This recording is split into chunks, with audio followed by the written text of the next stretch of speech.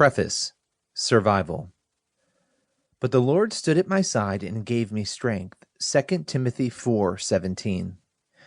All throughout my life I've seen miracles. Miracles are, by definition, unexplainable real-world manifestations of God's transcendent power. Some occur as a result of fervent prayer, and there are some that can only be chalked up to pure divine intervention. For the believer, though, miracles demonstrate the willingness of a loving God to protect and sustain his children. To others, they represent nothing more than a happenstance in an otherwise disorganized world. I belong to the former school of thought. The miraculous experiences of my young life, both large and small, have forged, sustained, and manifested me in a faith that I cannot deny. One such defining moment took place as I stood thunderstruck in a rapidly amassing pool of my own blood after scrambling from the Brussels airport on March 22, 2016. It was pure adrenaline that had carried me to safety outside the airport, where I suddenly stood frozen, flummoxed and terrified by the scene that lay before me. I was disoriented by the cacophony of injured and panicked men, women, and children. I was so overwhelmed by the chaos around me and the feedback I was getting from my own injured body that I stood motionless, detached and unable to comprehend what was occurring right in front of me.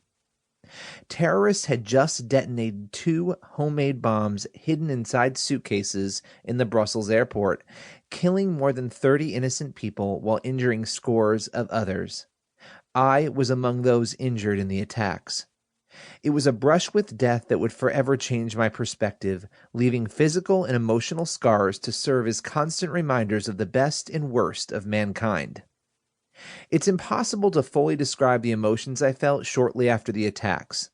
My basic survival instincts temporarily crowded out any other emotion. Despite sustaining 2nd and 3rd degree burns to my face and hand, shrapnel throughout my body, a broken left heel, and a ruptured Achilles tendon, I somehow survived.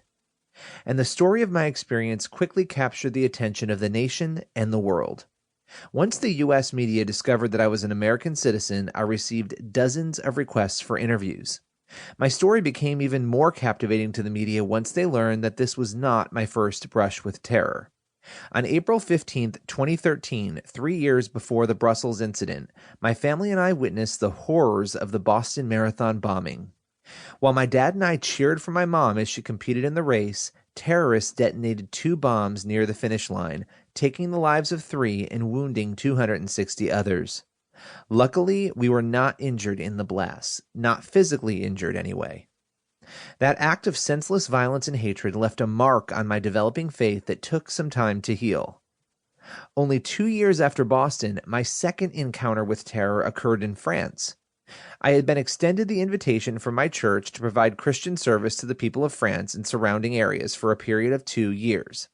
This experience was a new beginning for me, an opportunity to serve others while trying to forget the unwelcome events of Boston. My faith in God and in people was recovering when another blow shocked its tender roots. Before the November 13, 2015 assault on Paris that killed 130 and wounded hundreds of others, I regularly made the trek to Paris and had observed firsthand some of the unrest that had been escalating at the time. I had no inclination that such a horrific terror attack would unfold, and was stunned when it did.